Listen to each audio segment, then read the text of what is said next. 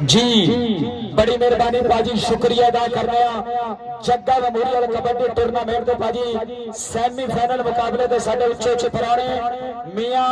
नवान डुड्डी साहब भाजी रही साहब चक 14 SP जिला पाकपतन उन्होंने हमरा मियां फिरोज हां साहब HOD chemistry department Abaidulla group of college Manchanabad ji भाईजान तुहाडी नजर भाजी एक नजम कर रहा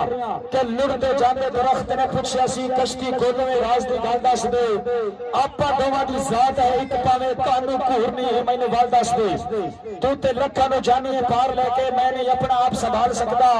किस्मत विच कित्थों ने बल पै गए मैं नहीं समझ तकदीर दी चाल सकता नासिर शाह कश्ती बोली रुख ताई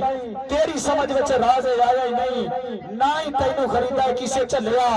आरे थले तैनू किसे अजे डाया ही नहीं तैनू मिली अजे सजाई कोई नहीं तेसे नाल तो अजे टकराए नहीं किड्डा छौके करन दा शर्म दे कर तैनू हाथ करी करने लाए नहीं बड़ी मेहरबानी पाजी लाइव कवरेज चौधरी तार यार चौधरी अब्दुल्ला चौधरी सामा चौधरी फैसल यूट्यूबर बड़ी मेहरबानी लाइव कवरेज देने का बहुत ज्यादा शुक्रिया जिंदाबाद जी।